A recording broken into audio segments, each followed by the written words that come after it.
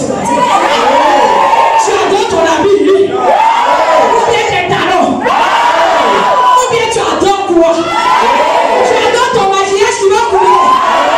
Laisse-moi te dire. On adore Jésus. On adore Jésus.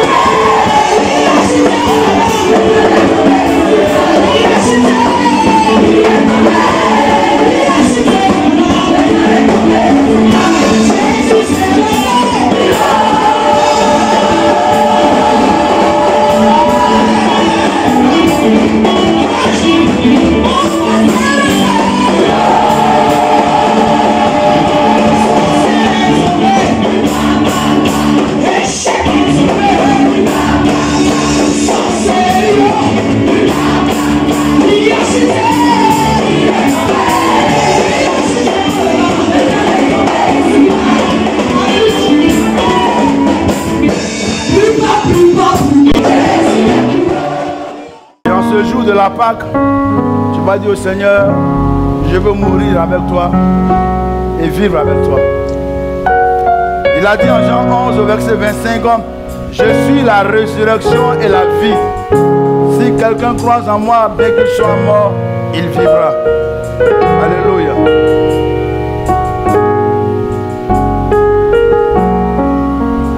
Puis j'entends ta douce voix.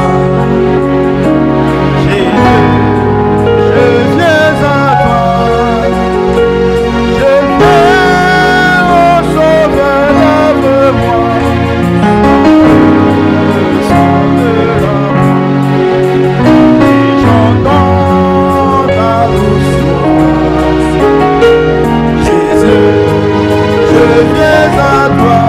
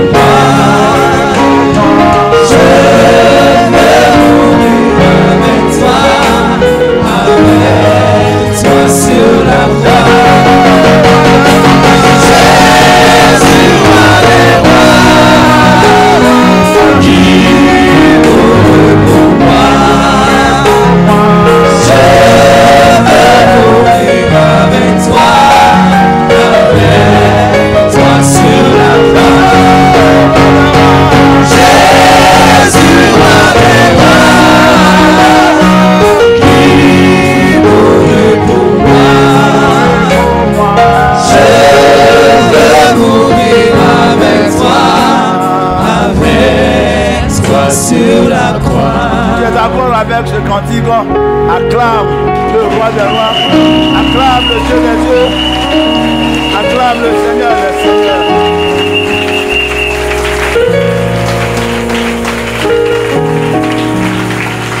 Pour nous qui sommes enfants de Dieu, alléluia, pour nous qui sommes enfants de Dieu, l'année ecclésiastique commence en mars. Cela sous-entend que nous sommes au 2e mois de l'année ecclésiastique. Or, vous savez que le chiffre 2 est le chiffre du témoignage. Donc ce mois-là doit être pour toi, ce mois-là doit être pour moi, un mois de témoignage. Jésus-Christ doit glorifier son nom. Le Saint-Esprit doit glorifier son nom. Amen. Et des personnes ne comprennent pas pourquoi est-ce que c'est dans ce mois-là que nous fêtons la Pâque. Parce que l'Éternel a témoigné quant à sa parole, quant à sa promesse. Il a dit à Abraham, après 400 ans, un jour arrivera. Frère, tu ne seras pas tout le temps malade. Tu ne seras pas tout le temps célibataire. Tu ne seras pas tout le temps sans emploi. Tu ne seras pas tout le temps aveugle, muet, sourd, paralytique. La Bible dit, il aura un jour, parce que l'Éternel a prévu ton témoignage, afin que, vous voyez, son nom seul soit glorifié. Il a dit, vous gardez le silence. Ce témoignage-là sera à la gloire de mon nom, parce que je ne partage pas ma gloire. La mer rouge va s'ouvrir. La mer rouge va s'ouvrir. Et Pharaon sera détruit à jamais. Le sorcier sait que tu n'es pas puissant. Ils t'ont mis au monde, ils t'ont vu grandir. Tu fais partie de leur famille. Ils ont un droit légal quant au sang, au lien de sang. Ils ont un droit légal quant au lien ancestral, au lien parental, au lien familial. Donc il se dit, celui-là, on le connaît. Quelque chose de bon peut-être sorti de cet homme-là, de cette femme-là. Mais ils ont oublié que quand tu as accepté Jésus-Christ, tu es mort avec quelqu'un et tu es ressuscité avec cette personne. Et si désormais tu vis, ce n'est plus toi qui vis, c'est cette personne qui vit en toi. Ce matin, je vais t'amener à accepter. D'abord à comprendre. Parce que la Bible dit les choses cachées appartiennent à l'Éternel. Deutéronome 29, le verset 29. Mais révélées, elles sont à ses prophètes. Je suis élu de Dieu, ministre de l'Éternel. Donc ces choses se doivent de m'être révélées. Révélées sont à ses prophètes et à leurs enfants. Et comme je suis ministre de Dieu, comme je suis serviteur de Dieu, et que j'ai la révélation de ces choses, je dois te les donner, ces révélations. Des personnes vont comprendre à partir de ce dimanche-là que ce n'est pas en vain que Christ est mort et ressuscité. Afin que désormais, de par le baptême, tu meurs avec lui et tu ressuscites. Ce n'est pas en vain que... on va arriver tout à l'heure. Il a dit, désormais, cela sera un acte perpétuel, un sacrement, la scène. Considérez que vous mangez de ma chair et vous buvez de mon sang. Il y a un mystère là-dedans. On va en venir tout à l'heure. Mais la Bible nous demande d'être saint, puisque celui qui vous a appelé est saint, vous aussi soyez saints dans toute votre conduite. Pour celui qui vient pour la première fois, c'est un des piliers de l'Église. 1 Pierre 1, les versets 14 à 15. Or, 1 Jean 1 à partir du verset 8 dit, si nous disons que nous n'avons point de péché, nous nous séduisons nous-mêmes. Pendant que je suis devant vous, je ne suis pas parfait. Si j'ose dire que je suis parfait, je mens. Parce que la Bible dit, si nous disons que nous n'avons point de péché, nous nous séduisons nous-mêmes et la vérité n'est point en nous. Ça sous-entend que nous mentons. Mais si nous confessons nos péchés, le Seigneur est juste et fidèle pour nous les pardonner et nous purifier de toute iniquité. Nous allons encore prier. Parce que ce matin, nous allons approcher la table du Seigneur. Nous allons manger avec le Seigneur. Il a dit, je me tiens à la porte et je frappe.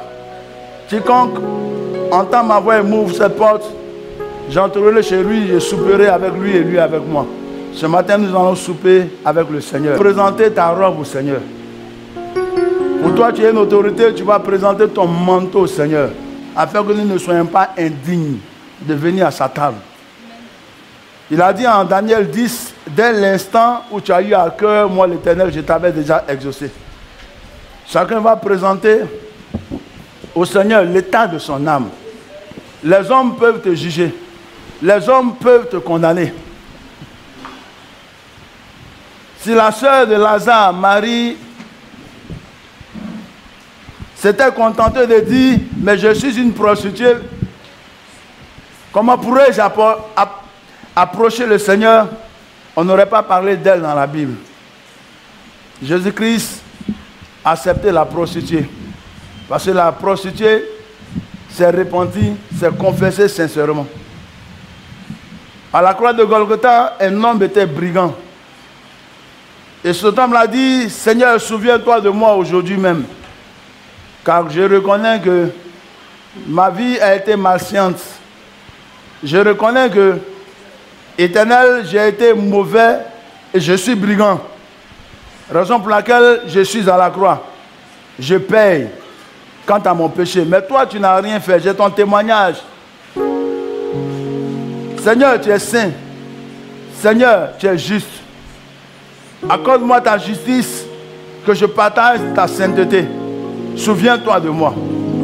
Et sur la base de cette confession, de cette repentance, le Seigneur lui a dit, aujourd'hui même tu seras au paradis avec moi. Je voudrais que le Seigneur te dise, en cet instant précis, je te pardonne. En cet instant précis, tes péchés sont oubliés par moi. En cet instant précis, mon sang annule tout acte dont les ordonnances te condamnaient et je subissais contre toi parce que tu te répands, parce que tu te confesses. Qu'en cet instant précis, le drogué que tu es, le mystique que tu es, le sorcier que tu es, le magicien que tu es, la prostituée que tu es, le menteur, le voleur, le brigand que tu es, de ce que agrée ma repentance. Agrée ma repentance. Agrée ma repentance. Agrée ma repentance. Donne-moi de marcher en nouveauté de vie avec toi. Je le potier et je suis l'argile. Comment pourrais-je te tromper? Tu as dit en 1 Samuel, tu es le Dieu qui ne regarde pas l'apparence, mais au cœur. Comment pourrais-je te mentir? C'est pourquoi de manière sincère et véritable, Éternel, prosterné à tes pieds, j'implore ta miséricorde. J'implore ton pardon. Afin que, Seigneur, je sois co-héritier avec toi sur cette terre.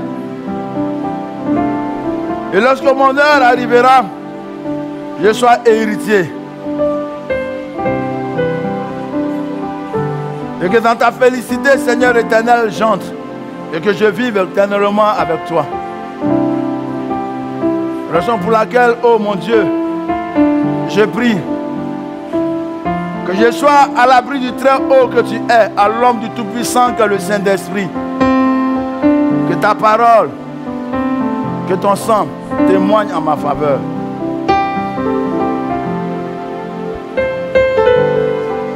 Tu as dit le secours ne vient ni de l'Orient ni de l'Occident, le secours vient de l'Éternel. Or,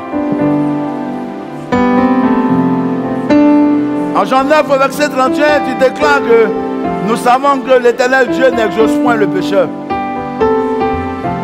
C'est dans cette optique que je me tiens devant toi, sachant que si mes péchés ne me sont pas pardonnés, je ne serai pas exaucé.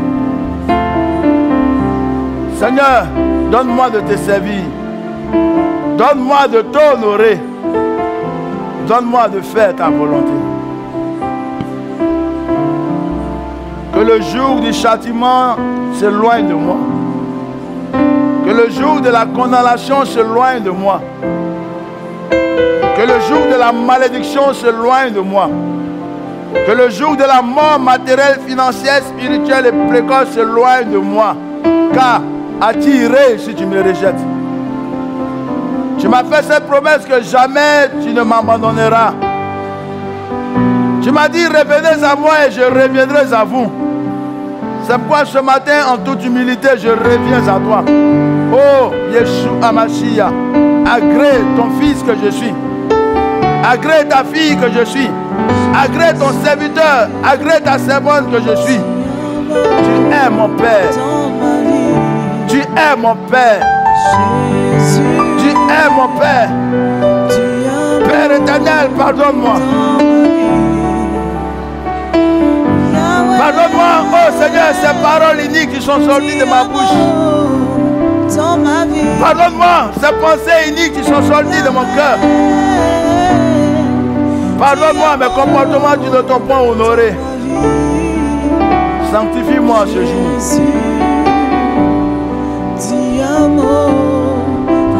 Afin que je te sois agréable, sanctifie-moi. Donne-moi, oh, en ce jour, de pardonner, comme tu me pardonnes. Donne-moi de pardonner, Seigneur mon Dieu, à mes prochains.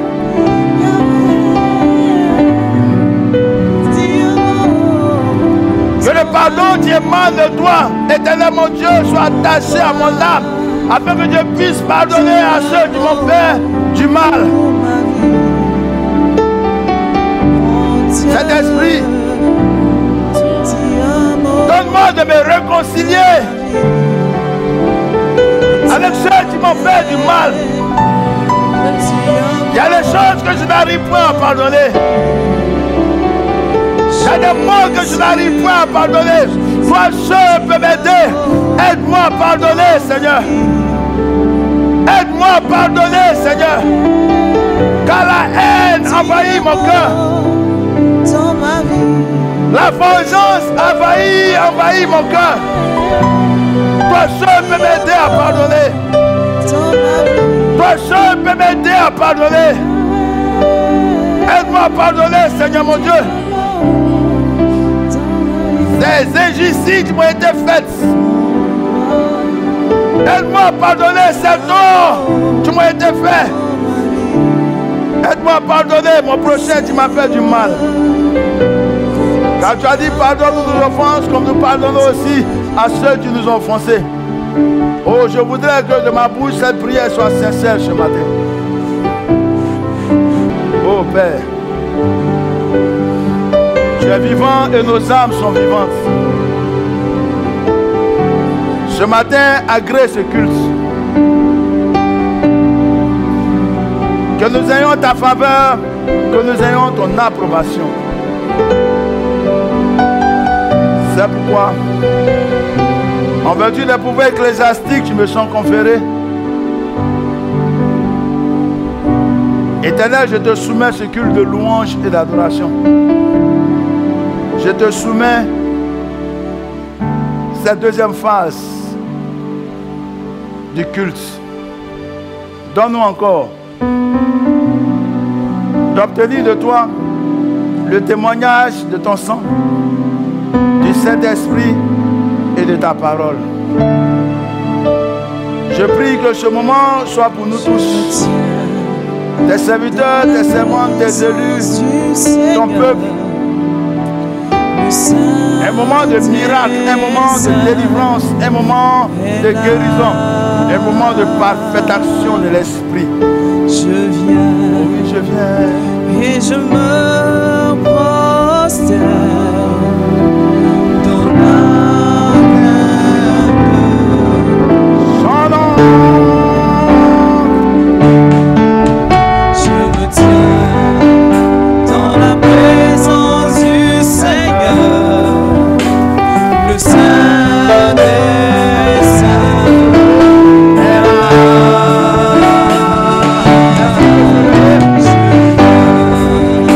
Que je peux prosterner dans la main de son nom.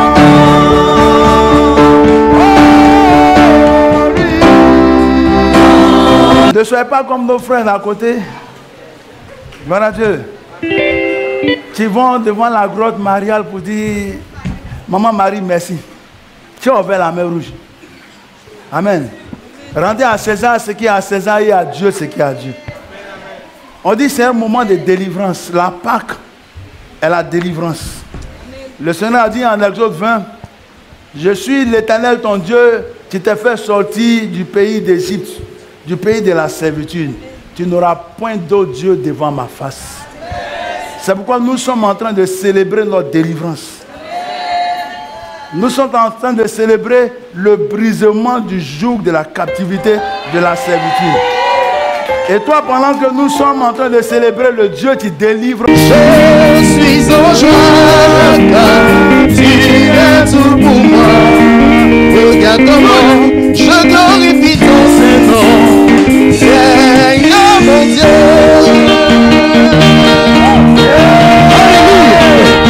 Alléluia, Alléluia.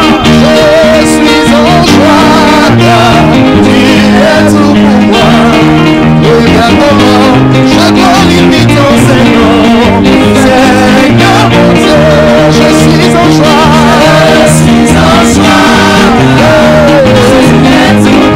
Regarde-moi, je glorifie ton Seigneur, Seigneur mon Dieu. Je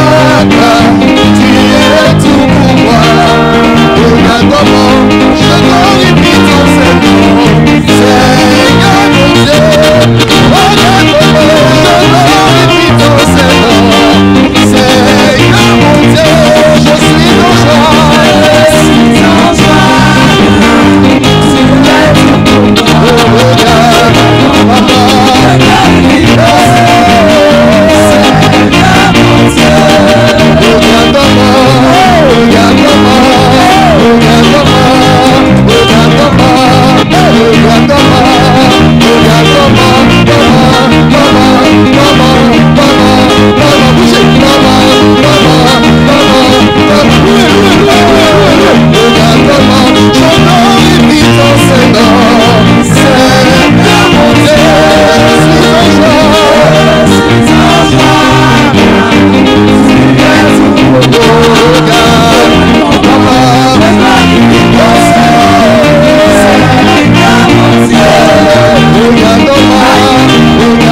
suis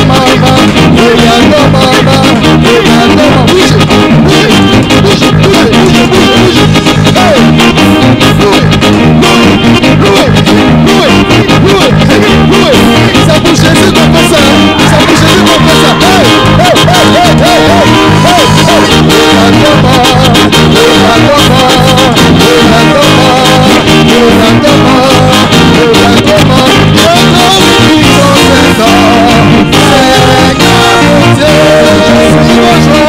joie.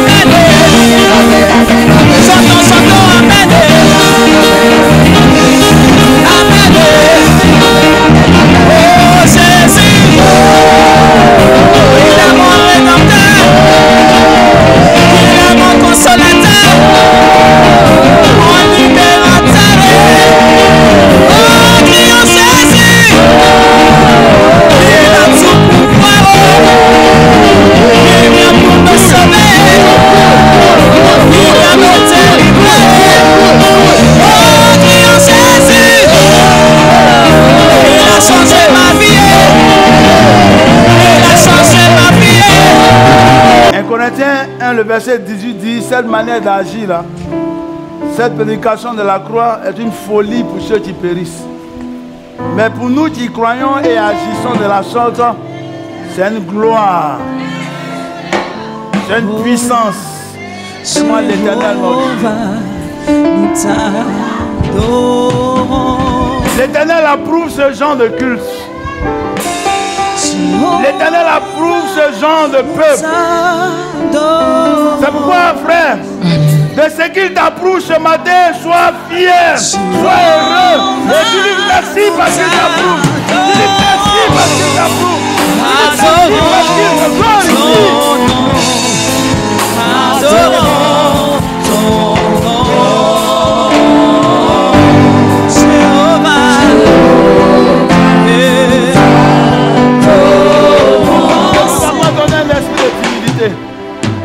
Le Seigneur ne nous a pas donné un esprit de timidité. Il nous a donné un esprit de force. Et c'est celui qui est en bonne santé qui danse, qui loue le Seigneur. C'est pas toute fois que tu seras en train de le louer, il renouvellera tes forces.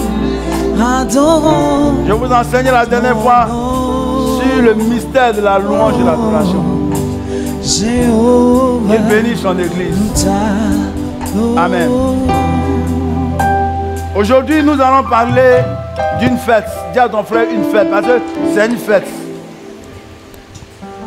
Pour l'église du Seigneur Jésus-Christ, pour la véritable église du Seigneur, il y a 7 fêtes qui caractérisent une vraie église.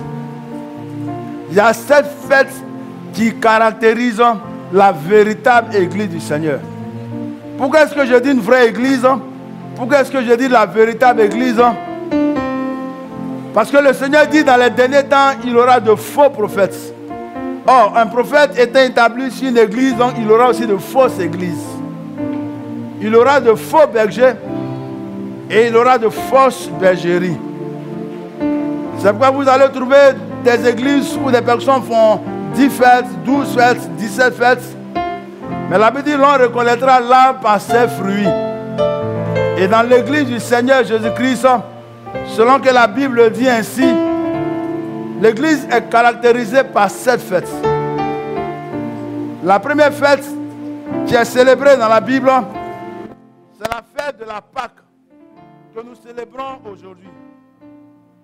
Je ne suis pas là ce matin pour expliquer, entrer en profondeur quant aux 7 fêtes, sinon aussi autres fêtes. Mais ce matin, nous allons mettre l'accent sur la Pâque parce qu'il s'agit de la Pâque de l'Éternel. La deuxième fête est la fête des pains sans levain, qui est célébrée par l'église du Seigneur. La troisième fête est la fête des prémices. Je me souviens qu'une fois, l'apôtre dit enseignait aussi cette fête. La quatrième fête est la fête de la Pentecôte. La cinquième fête est la fête des trompettes. La sixième fête est la fête du jour d'expiation. Et la septième fête est la fête des tabernacles. Donc voici les 7 fêtes qui régissent l'église du Seigneur.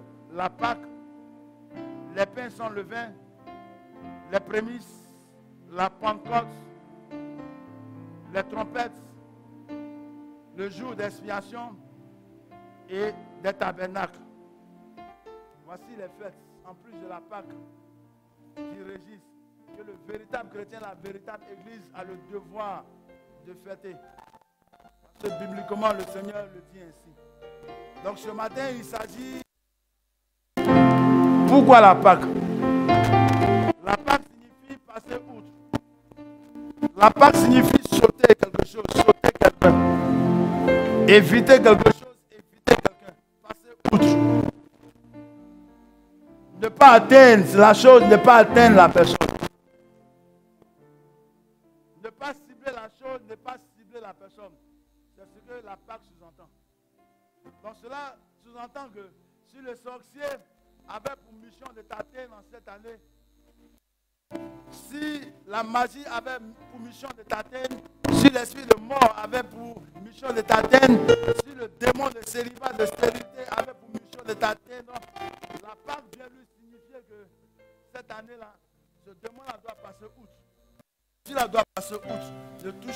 mais ouais, ne fais pas du mal à mes prophètes.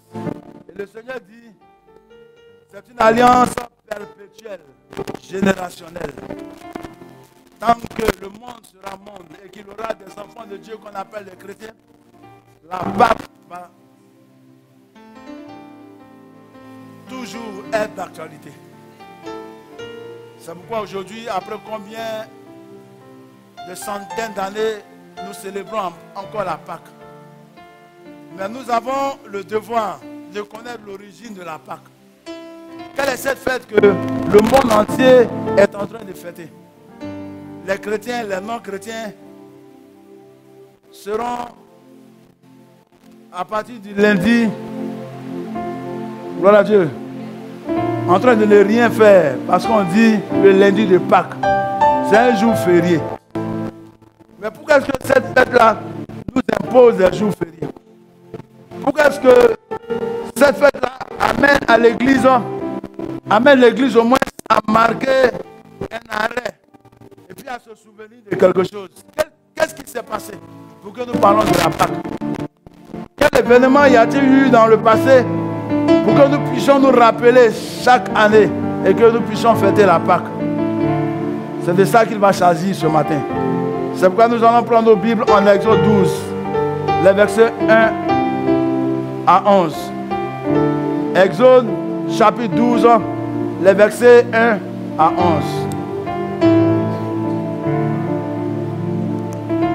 Parce que ces gens de fêtes-là, ce ne sont pas des hommes qui sont levés pour dire on va appeler cette fête-là la Pâque. Ou bien on va appeler cette fête-là la fête des tabernacles. Ou on va appeler cette fête-là la fête des prémices. C'est l'Éternel qui leur donne, qui l'exige. Et de ce que l'obéissance à la voix de Dieu vaut mieux que les sacrifices, nous nous soumettons à ces fêtes-là, ces fêtes bibliques. Béni sois-tu, Seigneur, pour cette nourriture, pour cette parole que tu nous donnes. Car tu as dit, en Matthieu 4, verset 4, l'homme ne se nourrira pas seulement de pain, mais de toute parole qui sortira de la bouche de l'Éternel. Nourris nos âmes ce matin. Et que, Seigneur mon Dieu, cette douce nourriture nous fortifie, nous protège et nous garde durant toute une année encore, durant cette année ecclésiastique. C'est pourquoi ouvre notre entendement, afin que nous puissions connaître la vérité, nous puissions connaître cette vérité et que cette vérité nous affranchisse. Béni sois-tu parce que, Seigneur Jésus-Christ, tu le permets ainsi.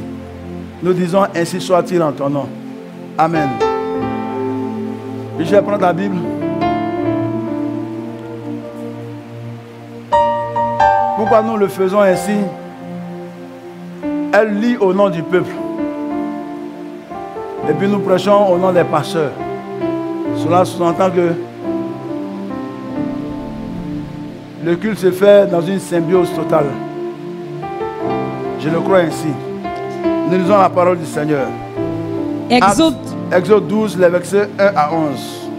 Exode 12, à partir du verset 1, il est écrit: L'Éternel dit à Moïse et à Aaron dans le pays d'Égypte.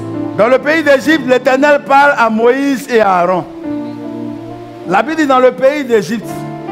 Nous savons que le pays d'Égypte est pour les enfants de Dieu le pays de la captivité, le pays de la servitude.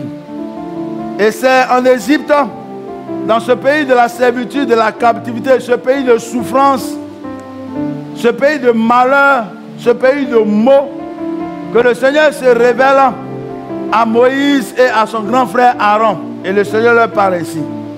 Ce mois-ci sera pour vous le premier des mois. Ce mois-ci sera pour vous le premier des mois. Il sera pour vous le premier des mois de l'année. Il sera pour vous le premier des mois de l'année. En temps normal, la Pâque a lieu entre le 14 mars et le 18 avril. Mais vous voyez comment les hommes sont?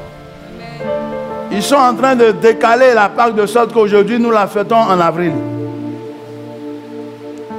Et les enfants de Dieu ne peuvent pas prendre conscience que le monde est en train de préparer le retour de l'Antéchrist. Ils bouleversent les choses sacrées dans l'église pour que l'église soit désacralisée. Parce que tant que les choses seront sacrées dans l'église, l'onction, vous voyez, ce feu-là sera toujours allumé. Et là où il y a le feu, il y a la lumière. Et l'Éternel ne peut subsister devant la lumière.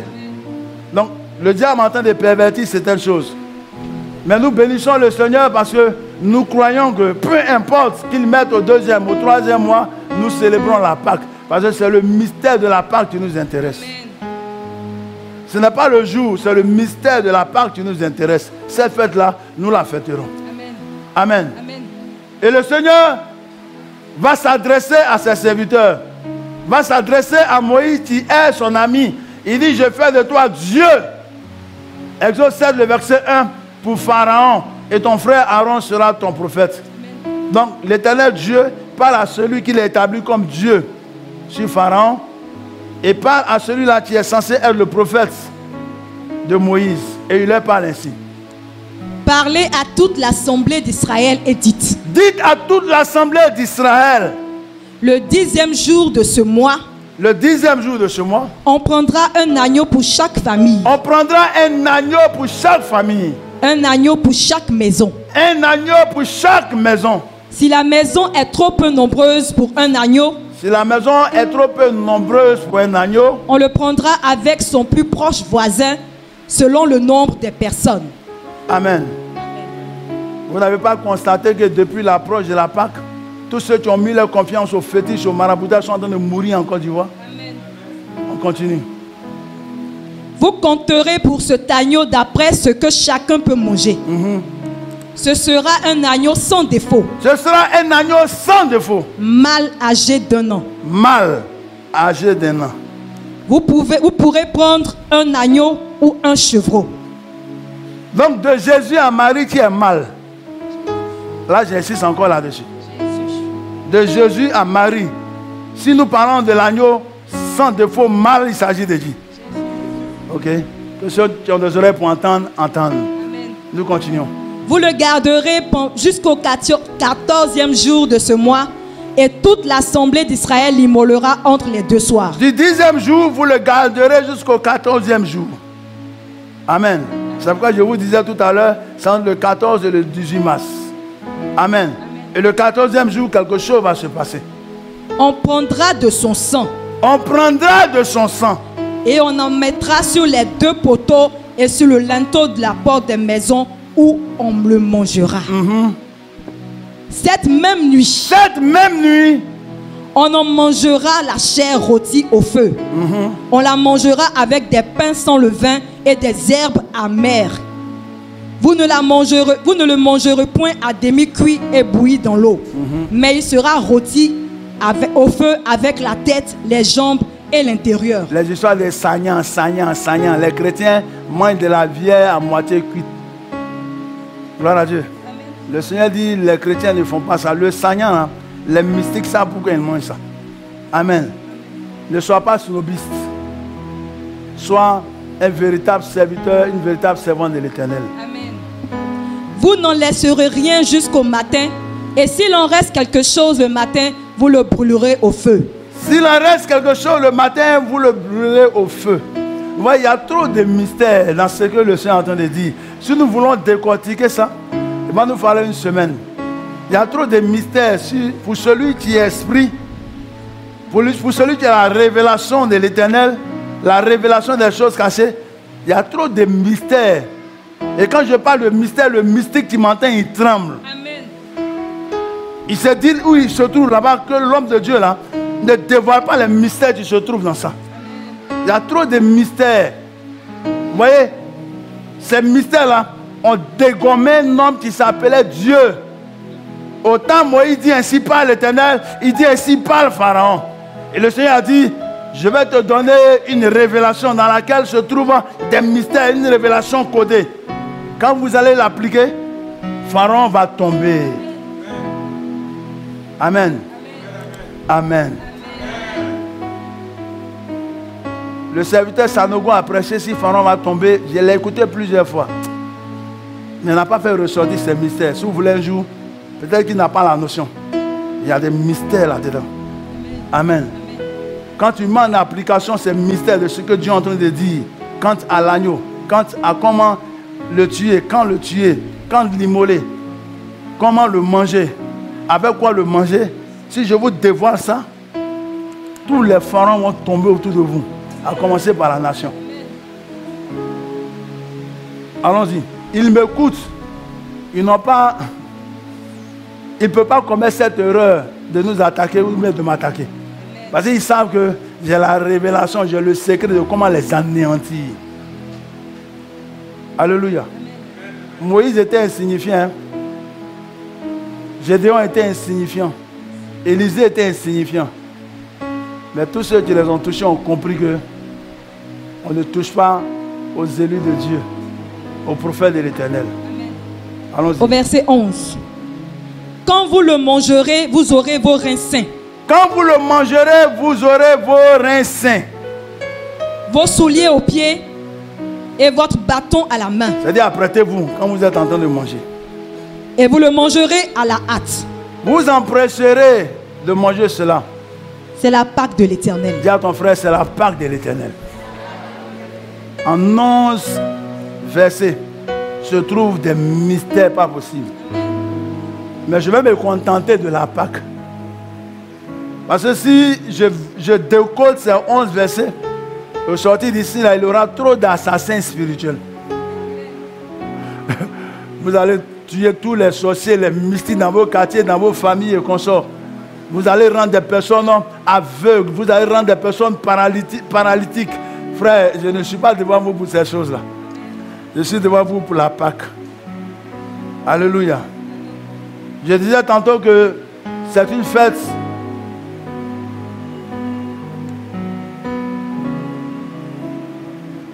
qui est manifeste dans l'église du Seigneur Jésus-Christ. Elle fait partie de ces fêtes qui régissent l'église du Seigneur. Tu peux t'asseoir. Sois béni. La Pâque nous rappelle l'immixtion personnelle du Seigneur Jésus-Christ dans la délivrance de son peuple. L'immixtion personnelle. Vous voyez, c'est pourquoi souvent on veut parler français doucement aussi. On nous dit, on est filmé. Donc, désormais, on va parler pour tout le monde. Tu vas prendre ton dictionnaire. Amen. C'est-à-dire, le Seigneur s'est invité. C'est ce qu'on appelle l'immixtion. Alléluia. Le Seigneur s'est invité dans l'affaire des hommes. Comme Pharaon dit, il est trop puissant. En Côte d'Ivoire, ça tremble. Hein? Ça tremble. Tu es élu député, tu meurs le lendemain. Tu es marabout, tu prends ta mobilette voiture, tu t'écrases. Tu comptes sur ta soeur, elle est reine, elle meurt. Tu comptes sur ton frère, les milices, il meurt.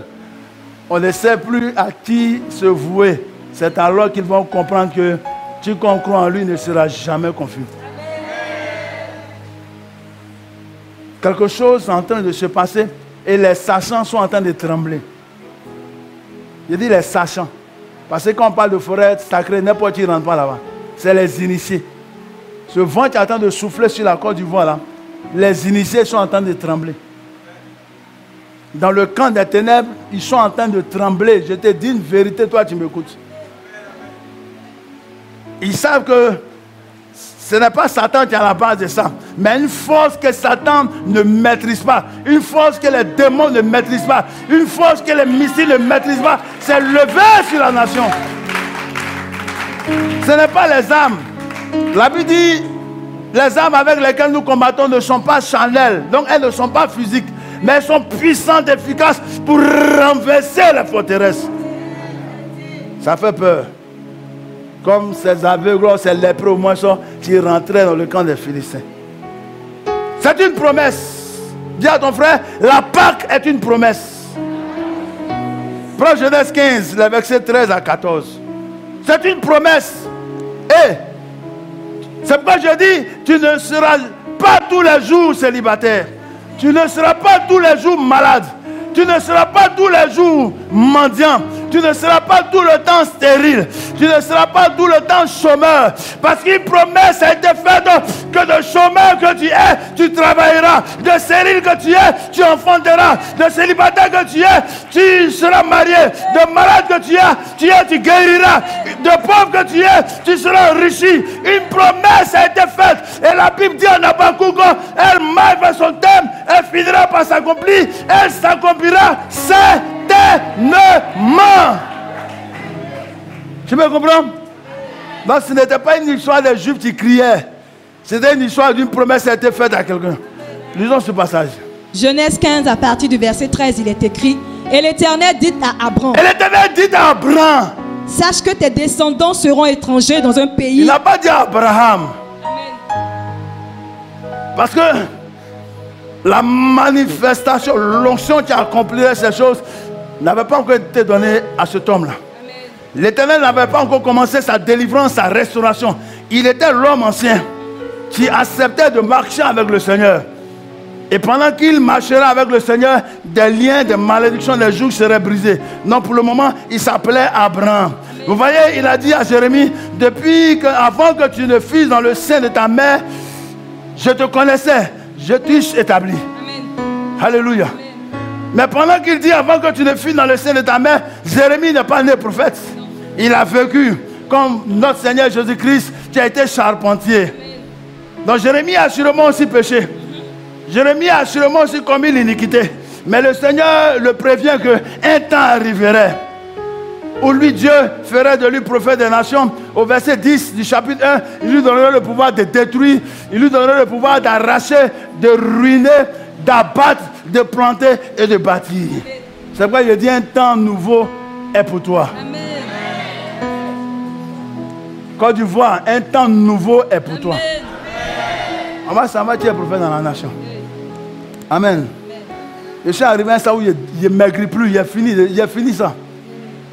Amen. On a payé le prix. On a payé le prix. Amen. On a payé le prix. Quand un homme veut se marier, il porte ses plus beaux habits, n'est-ce pas? Yes. Voilà. Nous sortons de l'antichambre. Bethel, tu sors de l'antichambre. C'est pourquoi nous sortons en tant que Bethel. Tu sors de l'antichambre. Le temps arrivé où l'Éternel va montrer ses vrais serviteurs. Le temps arrivé où l'Éternel va montrer sa vraie église. Pas l'église de menteurs, pas l'église de marmailleurs, mais l'église vivante, l'église du Seigneur Jésus-Christ. Parce qu'il a dit de la Côte d'Ivoire sortiront des rois, sortiront des élus. Et l'évangile sera prêché en esprit, en vérité.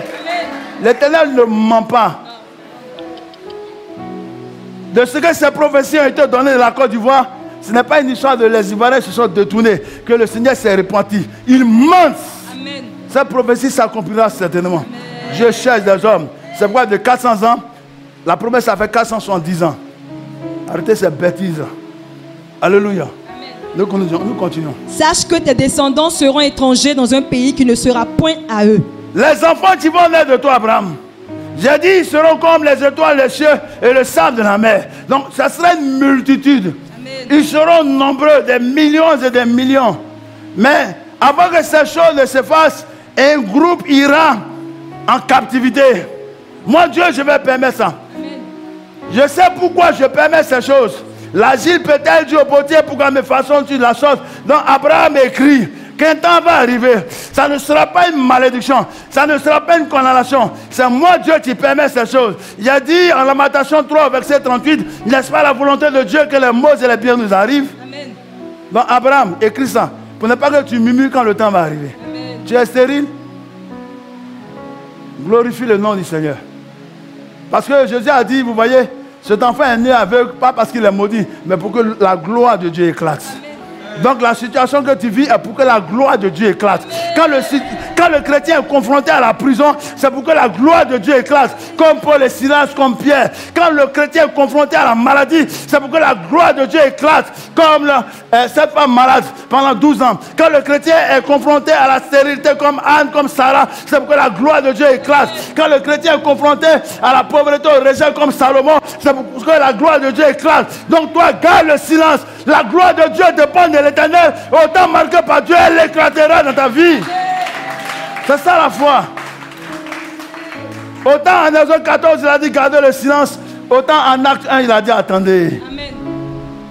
Il est le même hier, aujourd'hui, éternellement. Yes. Ne panique pas. Ne murmure pas. Quelque chose est en train de se préparer comme à la création. Le Saint-Esprit te convainc que tu es enfant de Dieu. Donc, il veille sur ton âme. Il veille sur ton esprit. Pendant qu'on fatigue ton corps, comment il s'appelle comme Job, comme Lazare le pauvre, le Saint-Esprit est en train de fabriquer quelque chose, est en train de préparer quelque chose à partir de ton âme. Parce que la volonté biblique est que tu sois prospère à tous égards, comme prospère l'état de ton âme. L'Éternel ne regarde pas l'apparence, mais regarde ce qu'il est en train de préparer en toi. Quand ton âme est prête à accepter la bénédiction, alors la bénédiction vient à l'existence. Ton âme est un aimant spirituel. Amen. Donc si ton âme ne connecte pas avec le mariage, tu ne seras pas marié. Il y a des choses qui sont fortes, je vais pas enseigner ça ce matin. Amen. Si ton âme ne connecte pas avec le miracle, l'âme de cette femme a connecté avec le miracle de la guérison. Elle dit, quand je le toucherai, je serai guéri. L'âme de Bartimée a connecté avec ce monsieur qui passait. Fils de David, aie pitié de moi. Oh, l'âme de Seigneur, donne-moi ce nom. L'âme de Lazare connectée avec Jésus. La Bible dit, Lazare était l'ami de l'Éternel. Même étant mort, son âme était en connexion avec le Seigneur. Le Seigneur n'a pas dit, Lazare, écoute-moi. Il est mort, il ne peut pas entendre. Mais Dieu parle à l'âme de Lazare qui est connectée avec lui. Lazare sort. Amen. Et le miracle se produit. Amen. C'est une histoire de gardien berger de nos âmes. Donc pour toi, tu es trop Chanel là. Revois-toi. Revois-toi, chrétien de dimanche. Tu ne médites pas, tu ne jeûnes pas, tu ne pries pas, mais les choses cachées te seront cachées. Amen. Amen. Amen. Si Christ a franchi, tu seras réellement libre. Parce que c'est celui qui est réellement affranchi et libre qui possède ses promesses. Amen. Alléluia. Amen. Il parle à Abraham et il dit à Abraham, ainsi dit l'Éternel. Sache que tes descendants seront étrangers dans un pays qui ne sera point à eux. Ça ne sera point à eux. Amen. Mais tu es dans le pays de la sérénité, tu es heureux. Tu es dans le pays de la maladie, tu es heureux. On dit à le Covid, tu te confines et puis tu dis je vais attendre le temps. Mais en temps ça tue. Amen. Frère, c'est quand ton âme dira je suis dans le pays du Covid, mais le Covid n'est pas mon partage. Amen. Que le Covid va passer où ta maison? C'est une histoire de la Pâque. Je suis dans le pays des sorciers et des magiciens. Mais la sorcellerie, la magie n'est pas mon partage. La maladie, la sorcellerie, ils vont passer outre. Je suis dans le pays de la misère. Mais la pauvreté et la misère ne sont pas mon partage. La misère, la pauvreté vont passer outre. C'est une histoire de la Pâque. On te saute. On t'épargne. C'est ce que la Pâque signifie. Tu es épargné à cause du sang de l'agneau. Tu es épargné à cause de la chair de l'agneau.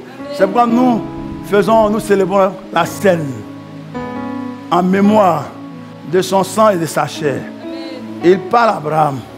Ils y seront asservis et on les opprimera pendant 400 ans. On va les maltraiter. C'est pourquoi Jésus a dit en Luc 4 et en Matthieu 4, l'Esprit du Seigneur est sur moi. Il m'a donné l'onction pour rendre libres les opprimés. On va les opprimer. On va les maltraiter. On va les humilier. Ils seront esclaves assujettis pendant 400 ans. Aucune prière, aucun jeûne ne peut arrêter ça. Amen. Souvent tu vis des situations fâcheuses. Et dans le plan du Seigneur, la situation doit faire 2 ans, doit faire 3 ans. Et puis tu accuses l'église, tu accuses les pasteurs, tu rétrogrades. Amen. Alléluia. Amen. Mais il y a quelqu'un qui est souverain. Nous avons l'exigence et le devoir de nous soumettre à sa volonté. Il est souverain, roi des rois, Dieu des dieux, Seigneur des seigneurs. Et nul ne peut le contester. Si tu es en conflit avec un homme, on peut arranger ces choses. Mais si tu es en conflit avec Dieu, tu peux arranger ces choses. Tu peux intervenir. Donc nous regardons le potier agir. Et l'agir se tait. Elle se laisse façonner. Mais une promesse est donnée à Abraham. Mais je jugerai la nation à laquelle ils seront asservis. Vous écoutez ça? Dieu dit, des personnes vont vous humilier pendant 400 ans. Des personnes vont vous assujettir pendant 400 ans. Ils vont vous tuer. Ils seront contents. Ils seront heureux. Ils vont applaudir leurs fétiches. Ils vont applaudir les gris-gris. Ils vont applaudir leur or et l'argent. Dieu dit, je vais permettre ces choses afin qu'ils comprennent que l'or et l'argent, les gris-gris, les fétiches, les sacrifices humains ont une fin. Toute chose terrestre a une fin. Lui seul, Dieu est éternel. Vous voyez, ça fait peur. Ils ont peur d'applaudir. Ce que je prêche fait peur. Comme il n'y a personne pour prêcher ces choses-là, nous prêchons ces choses-là. Il dit, je vais permettre ça. Parce que nous nous sommes posés souvent la question de savoir, mais Seigneur, pourquoi? Seigneur, pourquoi? Seigneur, pourquoi? Nous avons jeûné, nous avons prié. Pourquoi le sorcier fait ça? Pourquoi le mystique fait ça? Pourquoi le riche fait ça? Et ils ont dit au Seigneur, Seigneur, normalement ce passage en Malachie 3, Seigneur, pourquoi? Seigneur, pourquoi? Et l'Éternel dit toujours, un temps arrivera où moi, l'Éternel, je me lèverai pour faire la différence entre le juste et l'injuste, entre celui qui me sert et celui qui sert, balai à stater. Ce temps est arrivé. Amen. 2021. 21, c'est la consécration. Amen. Ou bien tu es avec Dieu ou tu n'es pas avec lui, tu vas comprendre. 21, c'est le chiffre 3. Le chiffre de l'accomplissement de la volonté de Dieu pour ta maison, pour ta famille, pour ta nation. Amen. 2 et 5, c'est le chiffre du combat et de la grâce. Oh, la Bible dit, ce n'est ni par notre force, ce n'est ni par notre intelligence. Ce combat-là, nous sommes en train de le remporter et nous l'avons remporté. Et la grâce va surabonder là où le péché a abondé.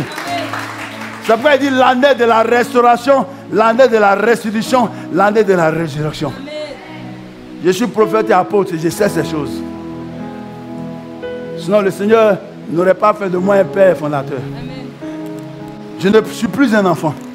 Quand j'étais enfant, je prêchais comme un enfant. J'agissais comme un enfant. Maintenant que je suis un père, j'agis comme un père, je prêche comme un père. Il dit à Abraham, lis. Ils seront asservis et ils sortiront ensuite avec de grandes richesses. Ils sortiront, ils seront asservis. Mais je ne laisserai pas impunis ceux qui vont faire ces choses. Le scandale peut arriver, mais malheur. Vous m'avez rendu stérile.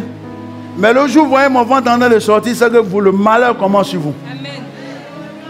Vous m'avez rendu pauvre, sans emploi, sans diplôme. Mais le jour où je vais commencer, vous voyez toi-même souvent, le Seigneur te montre des choses cachées.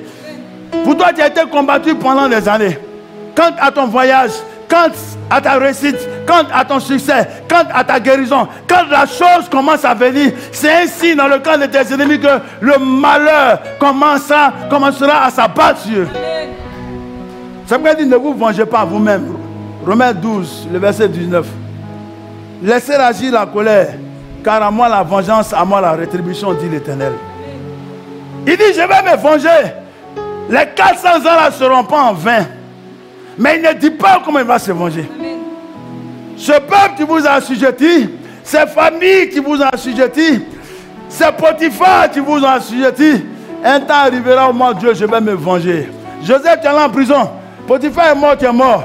Mais ces petits enfants là, je vais me venger de ce que leur père a fait. Madame Potiphar a menti sur toi.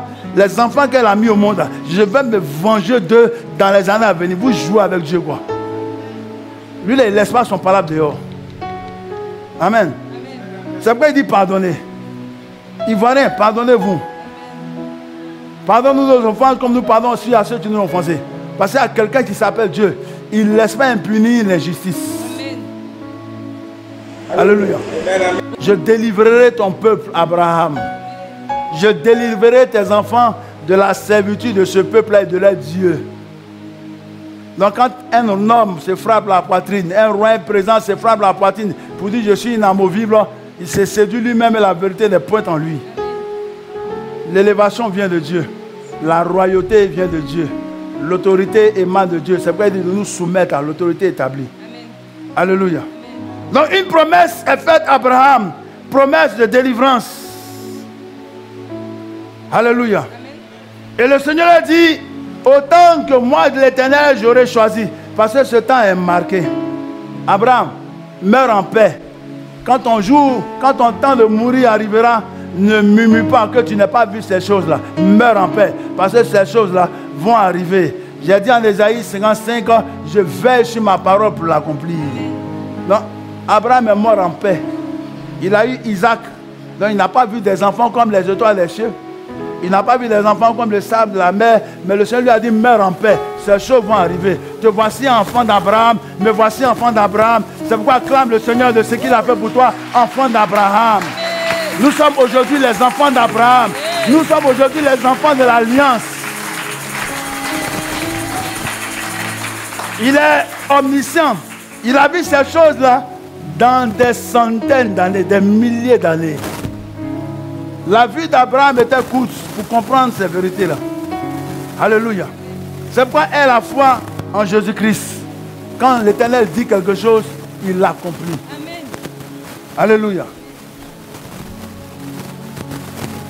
C'est pourquoi dans l'épreuve, tu peux t'asseoir, le Seigneur nous demande la patience. Frère, une femme qui recherchait une grossesse, quand elle se rend compte que elle n'a plus ses menstrues et qu'après analyse médicale, on lui atteste qu'elle est enceinte, elle est heureuse parce qu'il y a longtemps qu'elle attendait cet événement. Mais elle se doit d'être patiente pendant 9 mois. Elle ne va pas accoucher les 45 jours après. La patience. Quand une prophétie t'est donnée, une révélation t'est donnée, le Seigneur te dit, sois patient. Attends-la. Elle marche vers son thème, elle ne mentira pas. Souvent, nous rentrons dans les compromissions parce que nous voulons voir la chose s'accomplir avant le temps de Dieu. Or, la Bible nous dit que les bénédictions de l'Éternel ne sont accompagnées d'aucun chagrin. L'Éternel fait toutes choses belles en son temps. C'est pourquoi il est mieux que te soit donné la volonté parfaite. Parce que quand c'est une volonté permissive, nous réglons ces cas comme ça dans l'église, tu vas assumer ça. Et comme nous les pères, on te dit, ma fille, ce travail-là n'est pas de Dieu. Mon fils, ce mariage-là n'est pas de Dieu. Et que tu t'entêtes, frère, on va l'accepter parce que le mariage honore Dieu. Je te dis, ça, ce n'est pas de Dieu, mais ça honore Dieu si tu te maries. Ce travail-là n'est pas la volonté de Dieu. Mais si tu travailles, Dieu dit travailler. Donc, il va te donner cette volonté permissive, mais ce n'est pas la volonté parfaite. Donc, le jour va arriver un jour. L'épreuve va arriver un jour. Et de ce que nous t'avons prévenu que ce n'était pas une volonté parfaite, tu vas assumer. Alléluia. Tu m'as compris? C'est pourquoi sois patient. Dis à ton frère, soyons patients. Le père de la foi a patienté, c'est à 100 ans qu'il a vu son fils. 35 ans après. Toi, tu as attendu combien d'années? Alléluia. Depuis que la révélation t'a été donnée, tu as attendu combien d'années? Tu as attendu combien de mois? Mais tu veux que ce soit un miracle du jour au lendemain. Amen. Le Seigneur demande de la patience. Bien que le Seigneur ait envoyé Moïse et Aaron, vous voyez, il va amener Moïse et Aaron à apprendre la patience.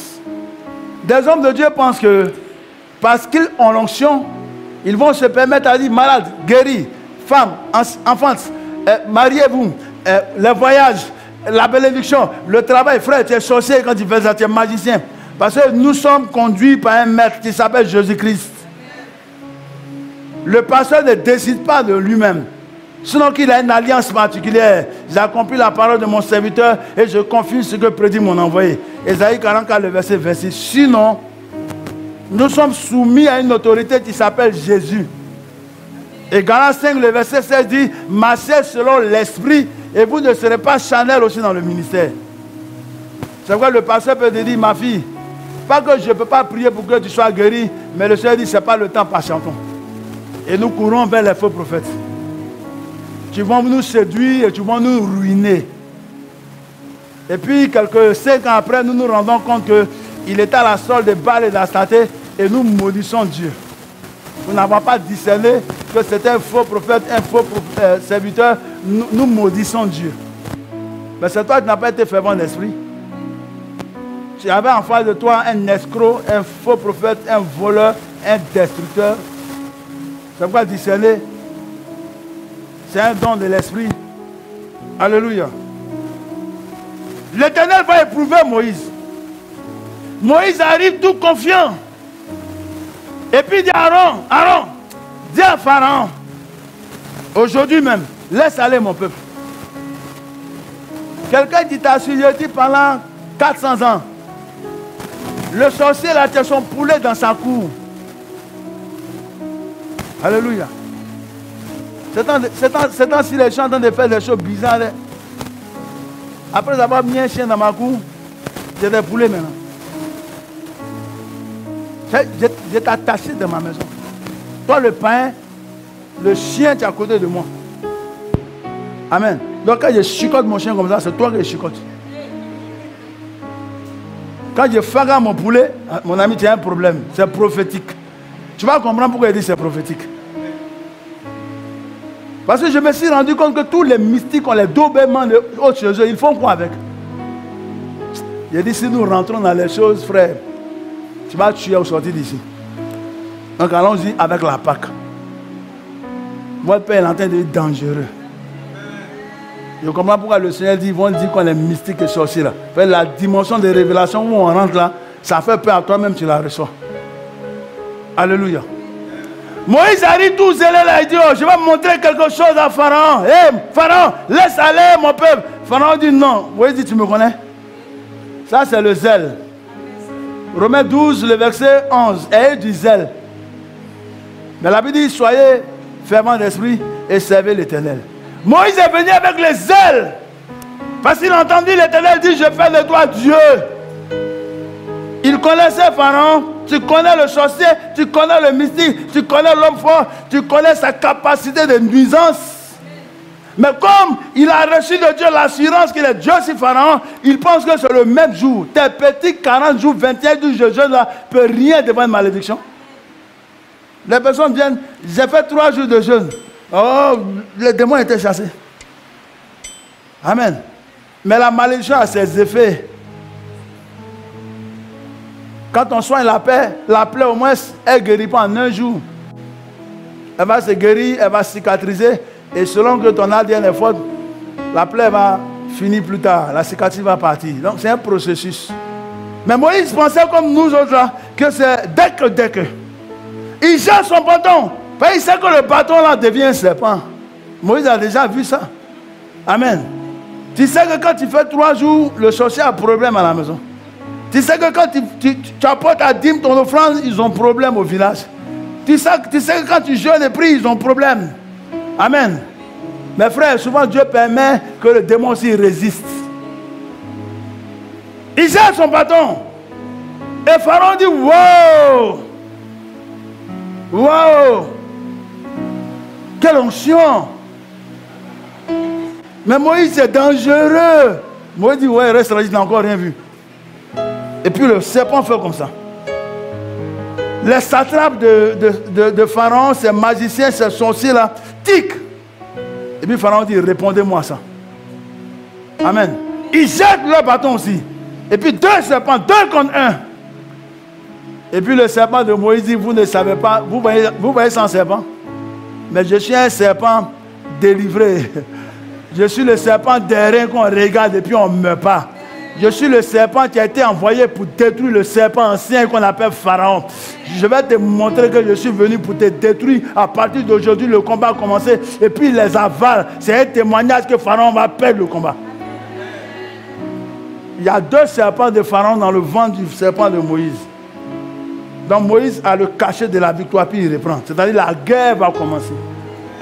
Toi, tu veux que ce soit en un coup. La guerre va commencer.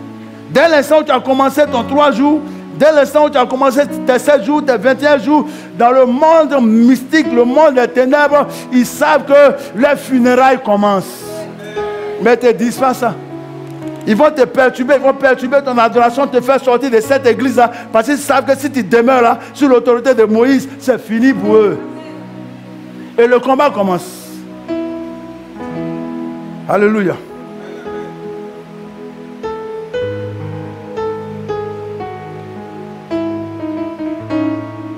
Exode 9, les versets 6 à 7. Moïse ordonne, tous les troupeaux de l'Égypte meurent. C'est-à-dire tous les troupeaux. Avant les troupeaux, c'était la richesse, comme la Côte d'Ivoire, c'est le cacao café. Tous les troupeaux de l'Égypte meurent. C'est-à-dire la mort a commencé comme ça. Alléluia. L'Éternel est en train de châtier parce qu'il a dit à Abraham, je ne laisserai pas impunie cette nation. Je vais commencer par les animaux jusqu'aux hommes. Les poissons, les oiseaux et consorts, la terre, l'air. Je vais frapper cette nation. Serez épargnés. Vous comprendrez tout à l'heure. Pendant que certains habiteront dans cette nation, Pendant que je serai en train de frapper la nation, je vais épargner ceux qui auront ma crainte. Alléluia. Et Pharaon regarde la mort du troupeau. Mais voyez, le diable, il est persévérant. Il ne lâche pas à faire. Pharaon regarde et puis dit, mais ce sont les troupeaux. Je suis établi ici 127 provinces. Je peux aller dans d'autres contrées, prendre des troupeaux puis les ramener. Mais il oublie que la mort a commencé dans sa maison. Comme le Seigneur disait à David, la mort va commencer dans ta maison. Amen. Et Pharaon résiste. Dieu dit ok. Il apporte l'ulcère sur toute l'Égypte.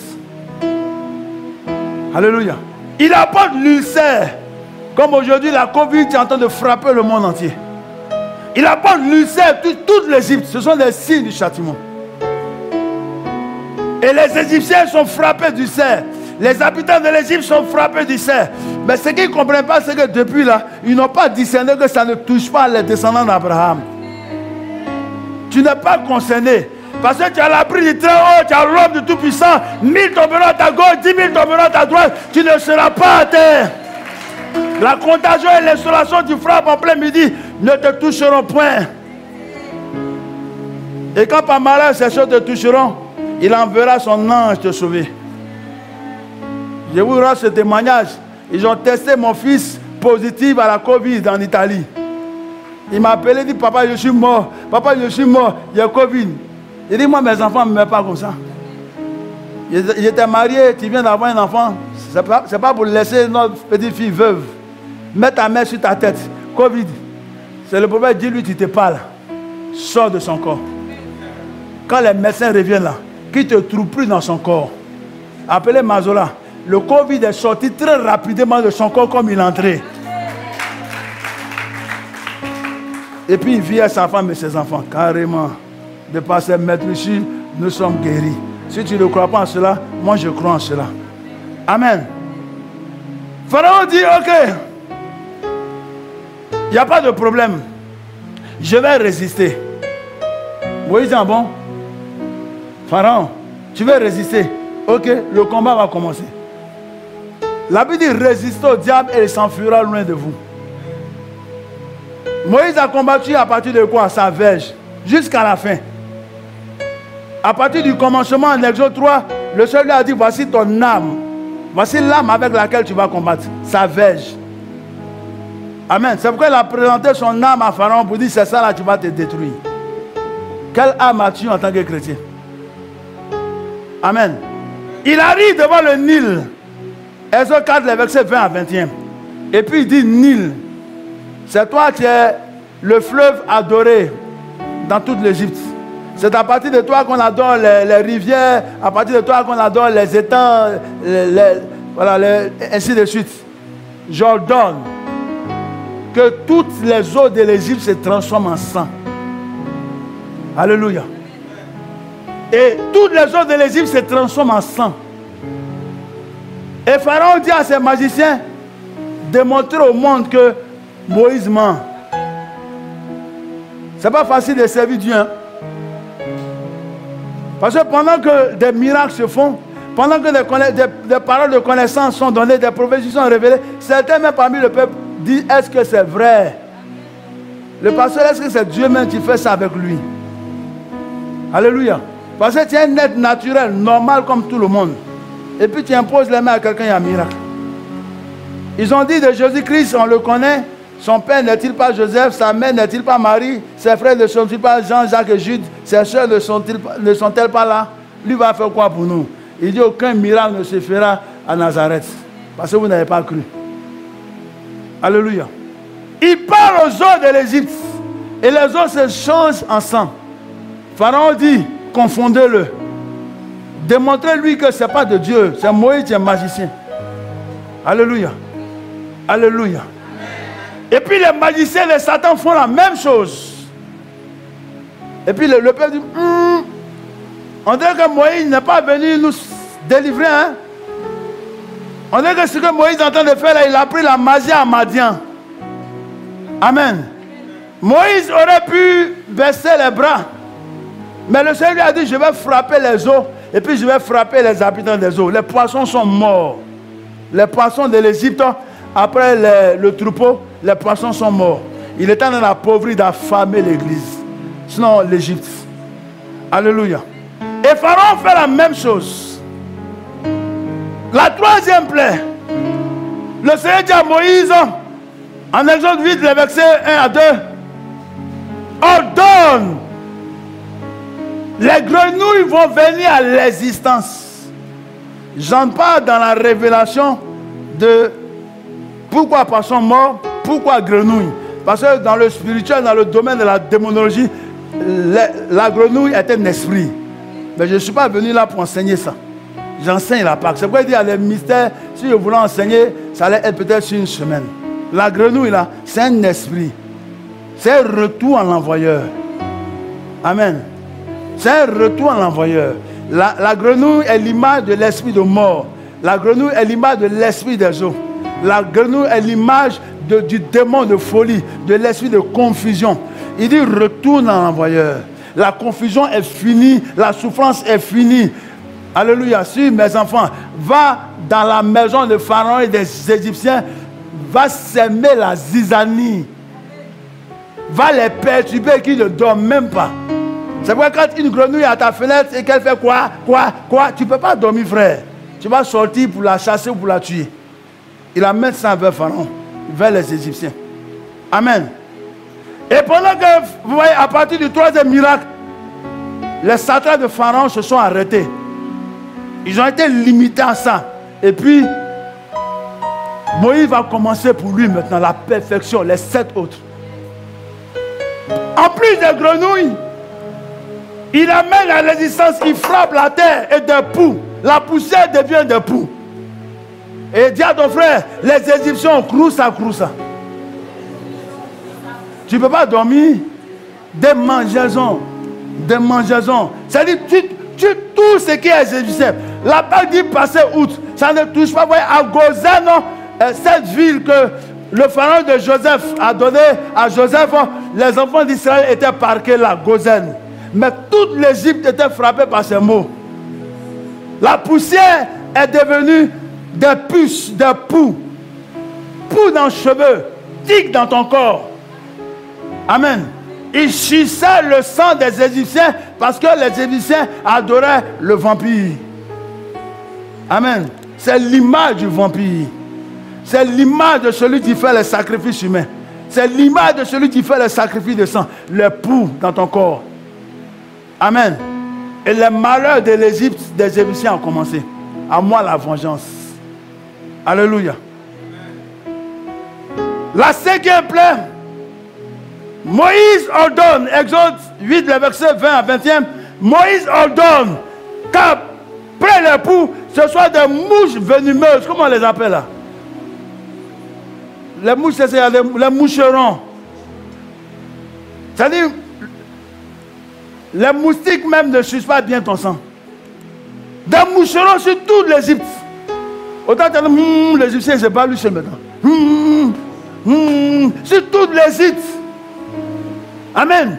La désolation est en train de frapper l'Égypte. Et l'Éternel ne s'arrête pas là. Autant un coup a été donné à un Égyptien, autant de coups sont donnés. Autant un coup a été donné à un enfant d'Abraham, autant de coups sont donnés aux Égyptiens. Le châtiment, la vengeance a commencé. Et malgré toutes ces choses, Pharaon dit, je ne lâche pas l'affaire. Je ne délivre pas le peuple de Dieu. Et l'Éternel continue. La sixième plaie en Exode 9, les versets 6 à 7 ans. L'Éternel ordonne que tout ce qui est animal meurt. Tout ce qui est troupeau meurt. Il n'y a plus de reste. Ils n'ont plus de viande à manger. Ils n'ont plus de poisson à manger. Malgré ça, Pharaon dit, je ne laisse pas aller le peuple. Et toi, tu penses que le sorcier va te laisser en un coup comme ça. Tu penses que la stérilité va te laisser en un coup comme ça. Ces démons-là existent depuis des centaines d'années dans ta famille. Et on te dit, fortifie-toi et prends courage. 366 fois dans la Bible, le Seigneur dit, fortifie-toi et prends courage. Parce qu'il y a des combats qui vont perdurer. Pas que tu n'as pas la foi. Mais l'Éternel veut accomplir quelque chose. L'Éternel veut que la délivrance soit totale, ta victoire soit totale. Et ce démon que vous voyez, jamais vous ne puissiez le voir. Pharaon et son armée que vous voyez, vous ne le verrez plus jamais. Alléluia. Il leur donne une 7e plaie. Exode 9, le verset 10. Il permet à la maladie de revenir, au démon mystère de revenir. Et l'ulcère frappe tous les Égyptiens, toute l'Égypte, cette fois-ci sans exception. Cela sous-entend que même Pharaon atteint de l'ulcère. Dans certains films, vous voyez Pharaon, il est bandé. Il atteint de l'ulcère lui-même, mais il ne lâche pas l'affaire. Amen. Et Moïse commence à hésiter parce que depuis là, ça ne finit pas. Je jeûne, je prie, je fais des actions de grâce. Mais le démon est là. La malédiction est là. Le chômage est là. Le blocage est là. La mort précoce est là. La stérilité est là. La pauvreté est là. Éternel, quand nous mourons, quand tu t'éteins, nous périssons, où es-tu? Moïse commençait à se poser ce genre de questions. Mais qu'est-ce qui se passe? Dieu nous a lâché ou quoi? Ou bien je n'ai plus d'onction? Ou bien tout ce que je fais là, je n'en ai pas Dieu. Souvent, le silence de Dieu t'amène à te questionner. Suis-je chrétien? Suis-je agréable au Seigneur? Parce que je ne comprends pas pourquoi après toutes ces années-là, j'ai comme l'impression que l'Éternel ne me connaît pas, il ne m'aime que je sois. Mais c'est dans la tranquillité et le calme que réside votre force, dit le Seigneur. Alléluia. En Exode 9, verset 18 ans, Moïse ordonne au ciel. Il a fini les eaux, il a fini la terre, il a fini les habitants de la terre. Amen. Il parle maintenant aux cieux. Il ordonne au ciel. Et une pluie de grêle s'abat sur l'Égypte. Les grêles, ce sont des gros morceaux de glace. Une pluie de glace s'abat. Et vous voyez, ça blesse, ça peut même tuer. Ça pèse les toitures. Ça bat sur l'Égypte. Ça s'abat sur l'Égypte. Ça s'abat sur l'Égypte. Et malgré ces choses, Pharaon dit, je ne laisse pas partir ce peuple. Alléluia. Moïse dit, ok. Je t'ai sauvé un jour de la famine. Je ramène la famine. Je remplacerai les années qu'on dévorait le gelé, le gazam, le asile, la sauterelle. Dieu dit, ma grande armée. Il leur donne à la sécheresse. Il leur donne à la famille de frapper l'Égypte. Moïse appelle la 9e plaie, les sauterelles. La famille s'abat sur l'Égypte. Des hommes commencent à mourir de faim. Des hommes commencent à mourir de soif. Alléluia. Et Pharaon dit, je ne laisse pas partir ton peuple. Et puis le Seigneur dit, quelque chose va se passer. Comme Pharaon dit qu'il est sorcier, comme Pharaon est l'image de Satan, ça sera un combat des dieux. Ça sera un combat des dieux. Et je vais montrer à Pharaon que je suis le Père éternel. Je suis l'alpha et l'oméga. Je suis le commencement et la fin. Je vais montrer à Pharaon que j'ai la notion de tout ce qui est mystère. Dans les cieux, sur la terre, sous les eaux. Je vais démontrer à Pharaon que de par mon esprit, je suis omnipotent, omniscient et omniprésent. Je vais tuer tous les premiers-nés. Seigneur, on en parle? Ok. Je vous dis, ça peut choquer. Parce que des personnes voient l'agneau d'un an. Mais Dieu ne voyait pas l'agneau d'un an. Je vais vous expliquer ça.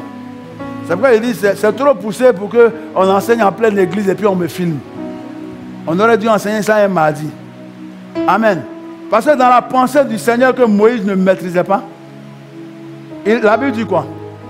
Quand le Seigneur fera de toi son fils et que le magicien, le mystique, Exode 22, le verset 18 dit, tu ne laisseras point vivre la magicienne. Il faut que la magicienne meure. Il faut que le sorcier, le mystique meure. C'est ce que dit la Bible. Exode 22, le verset 18. Donc il faut que Pharaon et puis ses sorciers meurent. il faut que ses premiers fils meurent. Parce que c'est les premiers fils d'Abraham qui sont venus en Égypte, qui sont morts. Après 400 ans, je vais me venger. Mais vous n'avez pas la force. Pharaon était les États-Unis de son temps. Pharaon était la Perse de son temps. L'Égypte était Babylone de son temps. Donc vous ne pouvez pas combattre avec des armes Pharaon et son armée. Mais ce combat-là, je vais le faire. L'Éternel combattra pour vous. Vous gardez le silence. Mais de toi à moi, si l'Éternel avait dit aux Juifs, l'agneau là, il a dit, ils mangeront leur propre chair, ils boiront leur propre sang. Si l'Éternel avait dit aux Juifs que l'agneau d'un an là, c'est les enfants de 0 à 1 an. Alléluia. Parce que quand Moïse est né, ils ont tué tous les garçons de 0 à 3 ans. Je vais me venger de ça. Je vais tuer tous les premiers-nés des Égyptiens. Mais comme je ne vais pas les tuer de par mes anges, on va faire quelque chose. Vous allez les représenter par un agneau. Voici la Pâque. Vous allez, je prends le côté mystère de la Pâque. On voit toujours la Pâque, le sang de Jésus-Christ, la chair de Jésus-Christ, et puis on fait la Sainte Seine. Je vais rentrer dans une autre dimension prophétique pour que tu comprennes que quand toi tu viens à la table, le démon il tremble. L'agneau là, c'est pourquoi je n'ai pas dit un agneau femelle, j'ai dit un agneau mâle. Alléluia. L'agneau là va représenter le démon dans ta famille. L'agneau là va représenter l'homme fort dans ta famille. L'agneau là va représenter ce qui coûte cher à ton ennemi. L'agneau là va représenter ton ennemi lui-même. Donc tu vas prendre l'agneau. Et puis pendant 14 jours, tu vas le balkaniser. C'est-à-dire pendant 14 jours, l'agneau que tu as pris là, tu cibles l'ennemi. C'est-à-dire c'est sur lui, ta maison et toi va être focalisée. C'est-à-dire tu ne pries plus pour quelque chose. C'est la sirène des eaux, c'est elle. C'est l'esprit de mort, c'est lui. C'est la pauvreté, c'est lui. Vous priez mal, raison pour laquelle vous n'êtes pas exaucé, dit le Seigneur. Chacun prend un agneau. Donc, il connaît l'objet de ce qu'il va faire. C'est l'agneau mâle. Pour chaque famille, pour chaque maison. Et puis Dieu donne 4 jours. Amen. Et le 14e jour, il dit, vous allez immoler. C'est-à-dire, vous allez tuer. Dieu n'est pas... Il ne choque pas. Non, il utilise le bon français. Il dit, vous allez immoler. Le djoula dit, le musulman dit, tu vas décapiter Afaga. Mais Dieu ne dit pas Afaga. Dieu dit, tu vas immoler. Alléluia. C'est-à-dire, vous allez égorger l'animal. Mais pendant que vous serez en train d'égorger l'animal, si moi, l'Éternel, je vous dis, c'est le premier-né de l'Égypte, vous allez dire, on ne tue pas. Parce que moi, le même Dieu, j'ai dit en Exode 20, tu ne tueras pas. Vous voyez, Dieu est sage. Hein? Il a dit aux Égyptiens, tu ne tueras pas. Non, le même Dieu ne peut pas venir dire, tuer les Égyptiens. Il n'allait pas faire ce combat-là. La preuve. Corneille reçoit de Dieu qu'il y a quelqu'un qui s'appelle Pierre qui est dans la ville. Et la même nuit, il dit à Pierre, voici les païens. C'est-à-dire les quadrupèdes sur le plateau. Et puis il dit à Pierre 3 fois, mange. Pierre dit, il est écrit dans la Bible qu'un juif ne mange pas ça. N'est-ce pas? Donc s'il avait dit aux Égyptiens, sinon il avait dit aux Israélites que l'agneau là, c'est le premier-né, ils allaient dire, Seigneur, c'est la sorcellerie Moïse est en train de faire parce que tu as dit, ne tuez pas. Non, Dieu ne dit rien. Alléluia. Mais c'est un homme fort, c'est le démon de ta famille là qui est là. Amen. C'est le démon de ta famille là qui est là. Je ne prends pas l'aspect de Jésus-Christ à donner sa chair et son sang. Je prends ce qui va mourir d'abord. Parce que vous ne comprenez pas pourquoi Jésus-Christ est mort. Jésus-Christ est mort pour que le célibat meure. Jésus-Christ est mort pour que la pauvreté meure. Jésus-Christ est mort pour que la maladie meure. Jésus-Christ est mort pour que le chômage meure. Jésus-Christ est mort pour que les œuvres du diable meurent en toi. Pour que tu ressuscites glorifié avec lui. En Romains 10, au verset 30, il dit quoi? De ce que je t'ai prédestiné, je t'ai aussi appelé. De ce que je t'ai appelé, je t'ai aussi justifié. Et de ce que je t'ai justifié, je t'ai aussi glorifié. Non, il faut que les choses anciennes meurent. C'est pas ce que la Bible dit? Et toutes choses deviennent nouvelles. Amen. Il dit tuer. Et prophétiquement, Moïse même ne sait pas ce qui se passe. Durant toute la nuit, ils ont tué. Parce que où il n'y a pas mort, selon que Dieu a dit, il n'aura pas la vie quand la mort va venir. Donc en tuant les premiers-nés, en tuant ces animaux-là, Israël était en train de marquer son territoire pour que quand la mort arrive, la mort passe outre. L'Éternel ne dit rien.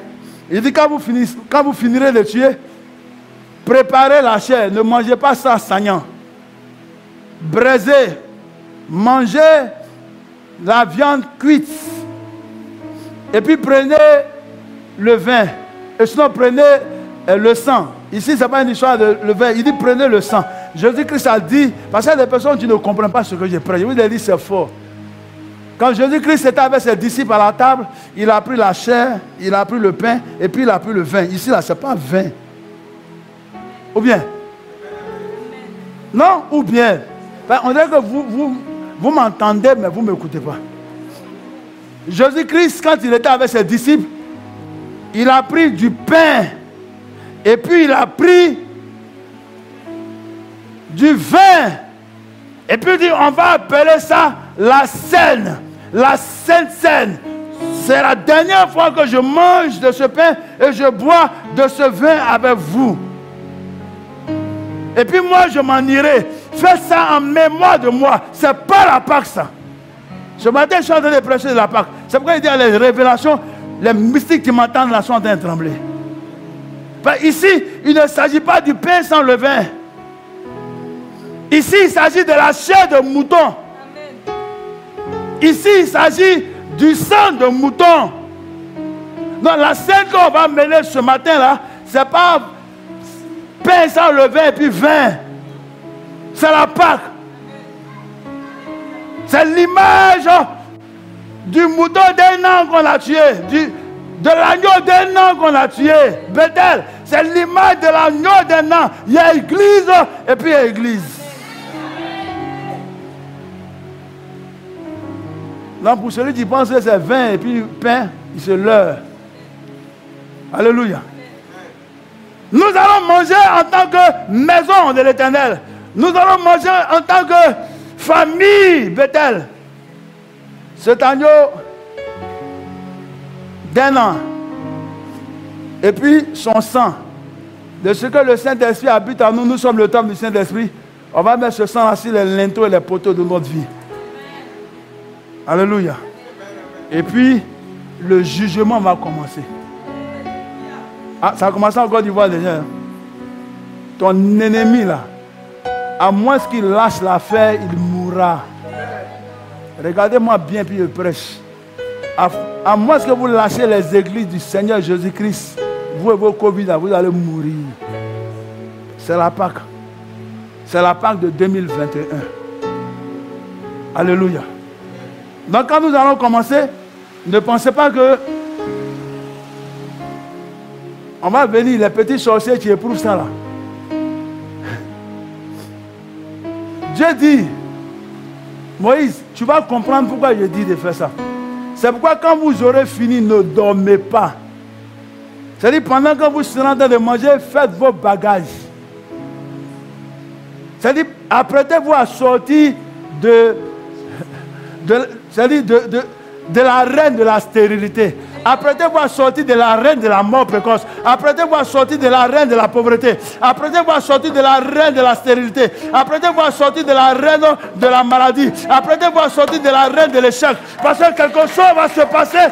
Ça va tellement chauffer que les Égyptiens vont se demander qu'est-ce qui n'a pas marché. Donc celui qui dort, c'est son problème. Celui qui dit je ne sens pas, c'est son problème. Ma famille et moi, on n'a pas les moyens. Il dit si vous n'avez pas les moyens, associez-vous à une autre famille. Parce que celui qui va rester en reste, le mal va le frapper. Et puis quand Moïse finit de dire à tout Israël, le Seigneur dit, cette nuit je passerai.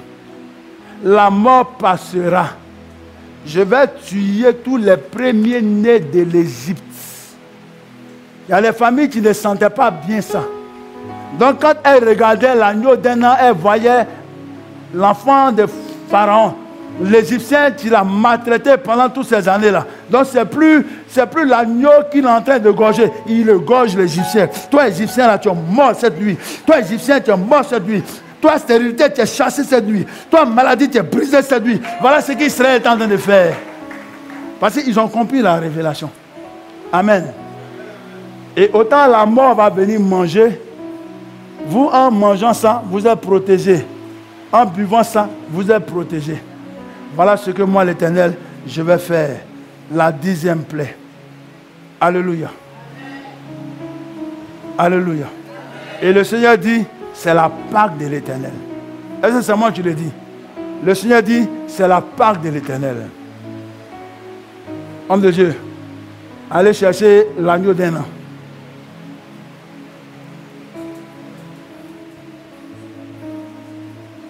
Maintenant, quand nous rentrons dans la dispensation de l'Église et de la grâce, Jésus-Christ vient, mais il dit, je ne suis pas venu abolir la loi, je suis venu l'accomplir. Désormais, de sorte que nous ne fassions pas la tabaski, le Seigneur nous dit, chrétien, ne tuez plus un agneau. Je suis l'agneau de Dieu, tu ôtes le péché du monde. Désormais, nous allons prendre de ce pain et nous allons prendre de ce vin. Au lieu que sa famille tue un agneau, comme ce que font les enfants d'Ismaël, nous on ne fera plus ça désormais. Mais nous allons prendre le pain et nous allons prendre le vin. Ça sera la selle. Ça sera la chair du Seigneur et puis ça sera le sang du Seigneur. Mais aujourd'hui, il s'agit de la Pâque. Un moment de délivrance. La malédiction doit passer outre. La maladie doit passer outre. Les démons doivent passer outre. Donc, quand tu viendras à la chair, l'Église aura obéi à la voix de l'Éternel. Nous aurons immolé l'agneau d'un an et la chair et son sang seront représentés par le pain sans levain et par le fruit de la vigne. Et quand tu viendras à la chair, dis au Seigneur, si j'étais encore sur un joug, que je sors de ce joug. Écoutez, demandez à mon épouse, je ne sais pas si mes enfants ont senti ça. Mon esprit était, je ne sais pas si je n'ai pas appelé ça irrité, mais c'est comme si, c'est-à-dire, il y a une force qui se concentrait en moi. Comme Jésus-Christ pouvait dire, une force est sortie de moi. Je transpirais, ouais, ça continue. Je transpirais comme j'étais dans un four. Je ne comprenais pas. Et puis le Seigneur me dit, je vais glorifier mon nom à partir de cette scène. Je ne pensais pas prêcher ça comme ça. Donc c'est le Seigneur qui nous parle. Alléluia. J'ai plusieurs fois prêché la Pâque. Jamais je n'ai prêché la Pâque ainsi. Donc c'est révélé. Quand tu vas venir manger de ce pain-là, alléluia. Quand tu vas venir boire de ce vin-là, ça sera le sacrifice de la Pâque. Alléluia. Ça sera le sacrifice de la Pâque. Tout ce qui est joug sur ta vie, tout ce qui est homme fort sur ta vie, tout ce qui est captivité sur ta vie sera brisé. Tout complot fomenté contre toi, tout acte élevé en justice contre toi retournera à l'envoyeur.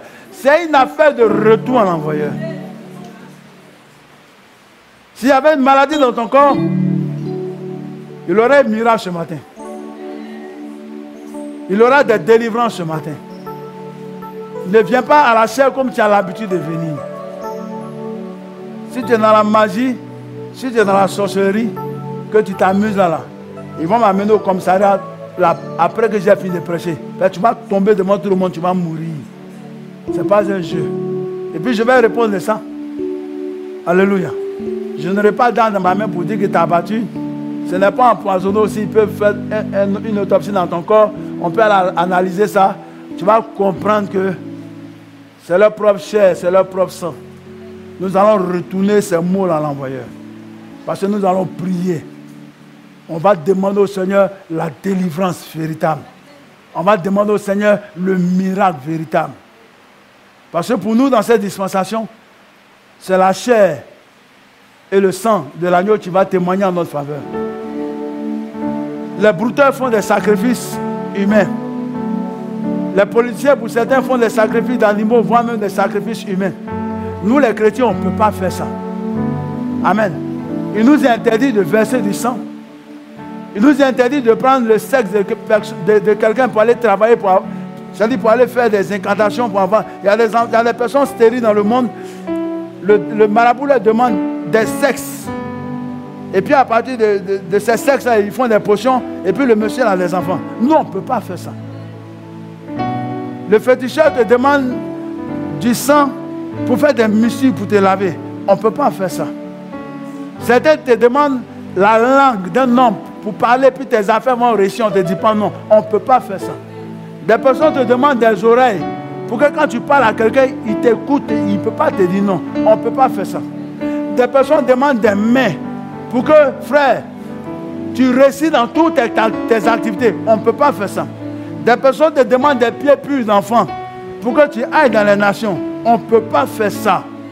Alléluia. C'est la magie, c'est la sorcellerie, c'est la divination.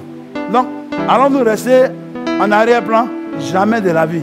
Vous serez la tête et jamais la queue en haut et jamais en bas. Donc, quelle est notre alternative? C'est ça. La scène. Le sang et la chair. Alléluia. Ce matin, tu vas prier. Tu vas dire au Seigneur, je vais approcher cette chair à l'image de la Pâque. Quand je vais manger de ce pain sanctifié, consacré, quand je vais boire de ce vin qui est l'émanation, l'image de ton sang, que tout ce qui était maladie, que tout ce qui était joug, que tout ce qui était captivité, que tout ce qui était chaîne, que tout ce qui était lien soit brisé, que tout joug démoniaque luciférien dans ma vie, que tout joug émanant des démons, des esprits impurs, des génies, des esprits humains soit brisé, éclate, soit détruit au nom de Jésus. Autant Israël a été délivré de la servitude et de la captivité de l'Égypte et de Pharaon, autant les premiers-nés égyptiens sont morts. Que la mort s'abatte sur mes ennemis. Ce matin, que la loi de Talion soit appliquée. Que la loi de Talion soit appliquée. Que la loi de Talion soit appliquée.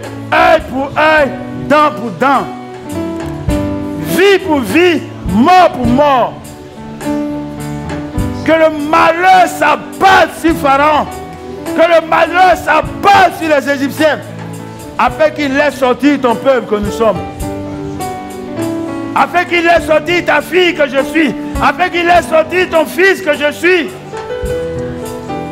Que le malheur s'abatte sur ces démons.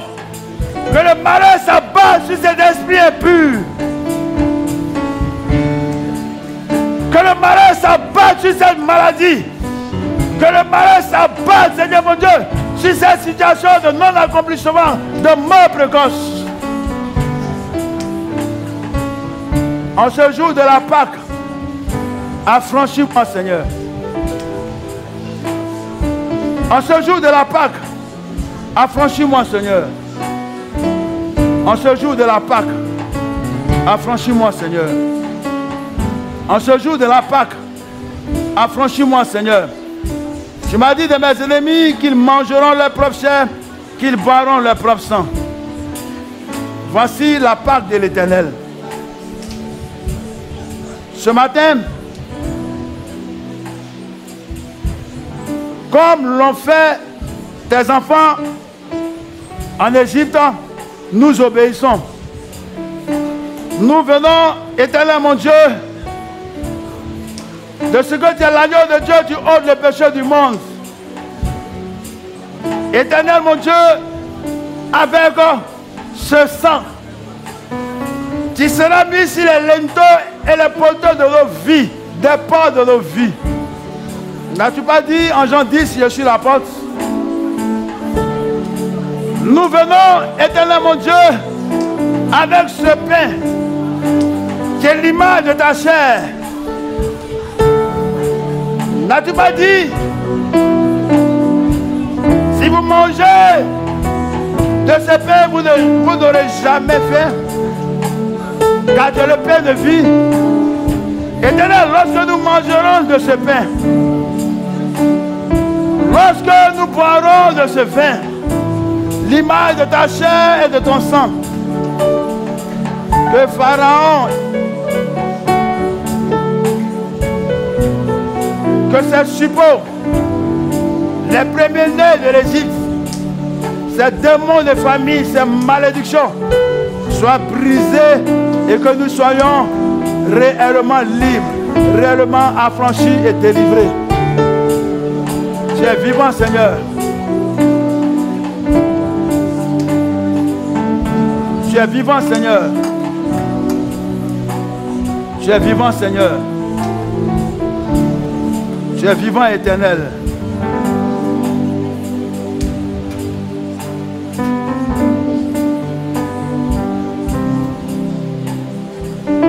Mais pasteur, venez.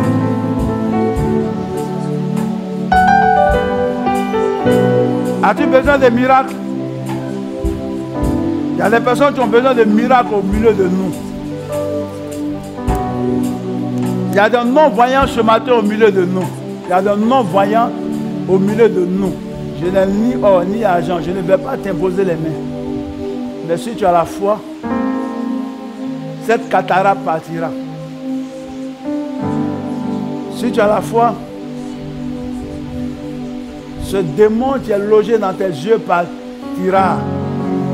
Il y a des femmes qui ont des problèmes de menstrues. Vous voyez, c'est tellement pudique que je ne veux pas indexer. Mais quand tu viens à la chair, dis au Seigneur que de par cette action-là, soit mis fin à ce mal. Il y a des mots qui affectent des personnes.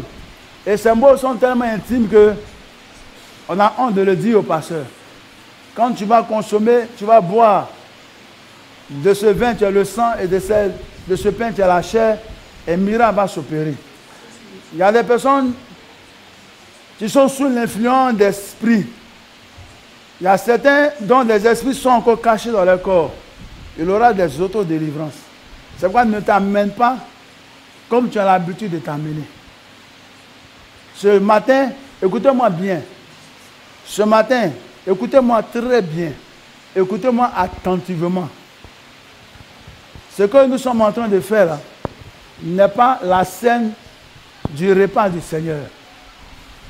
C'est la scène de la Pâque. C'est pourquoi j'invite toute l'église. Ce n'est pas une histoire de je suis baptisé. Si tu es enfant de Dieu, viens à la chair. Tu me comprends? Ce n'est pas la scène de le sang de Jésus et puis la chair du Seigneur. Là, il y a des conditions. La Bible dit, tu viens en concubinage, ne viens pas ici. La Bible dit, tu es pécheur, ne viens pas ici. La Bible dit, tu fais comme ça, ne viens pas ici. Sinon, tu vas prendre ma leçon. Mais là, c'est une histoire de sortie du jour de la captivité. Si le Saint-Esprit en toi te convainc que tu es enfant de Dieu, viens à la chair. Ce n'est pas la sainte scène qu'on a l'habitude de prendre, c'est la Pâque de l'Éternel. N'est-ce pas le jour de la Pâque? Que le Seigneur nous bénisse. Prions, pasteur. Déclarez que maintenant le feu approuve. Que l'onction descende. Que l'onction approuve. Que l'onction approuve. Que le feu divin approuve. Que la puissance qui guérit. Que la puissance qui opère des miracles. Que la puissance qui délivre. Approuve. Approuve cette action. C'est la Pâque de l'Éternel. C'est la Pâque de l'Éternel. C'est la Pâque de l'Éternel. Que la délivrance divine, que la délivrance divine, que la délivrance divine soit connectée à ce moment. Que la puissance qui délivre soit connectée à ce moment. Que l'onction de la résurrection, que l'onction des miracles soit connectée à ce moment. Et que toi qui en esprit en vérité, est connecté à ce moment. Pendant que d'ici ce moment, que la puissance de Dieu parvienne à toi, que l'onction divine parvienne à toi, que l'ange de l'Éternel parvienne à toi. Reçois ta part, reçois ta part, reçois ta part, reçois ta part, reçois ta part. Hey! Que ce moment ne consiste plus seulement en paroles, mais en démonstration de puissance. Sachez que j'ai vaincu Pharaon, que j'ai vaincu son armée. Pharaon, ses chars, sa cavalerie, son armée, ses démons de mort, de stérilité, ces démons mystères, de pauvreté, de non-accomplissement, ces démons de la magie, de la sorcellerie, ces esprits de mysticisme, ces esprits de pauvres fêtes que vous avez vus sur la nation, dans vos villages, dans vos villes. Ainsi dit l'Éternel, ainsi dit le Saint-Esprit, à partir de cette Pâque, vous ne les verrez plus jamais. Ainsi a dit l'Éternel.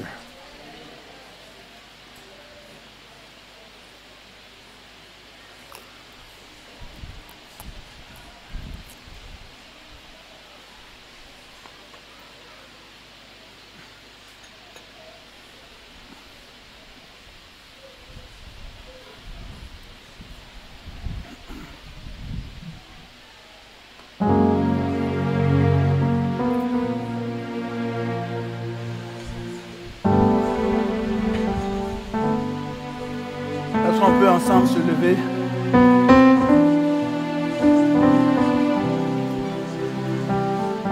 Merci Père éternel de ce que tu as permis que avec toi ce matin nous célébrons ta Pâque. Merci pour les grâces. Merci pour les bénédictions. Merci pour les faveurs que nous avons reçues de ta part. Nous te donnons toute la gloire. Nous te rendons toute la gloire. Gloire à toi, Yeshua Mashiach. Honneur à toi, Jésus-Christ de Nazareth. Est-ce qu'on peut dire Amen et acclamer le Seigneur?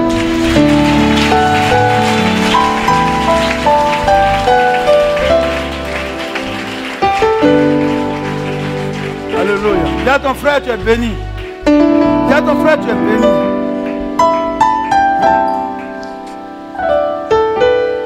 Rends témoignage. C'est pas que tu vas rendre témoignage. Rends témoignage. Parce que vous rendrez témoignage de cette Pâque.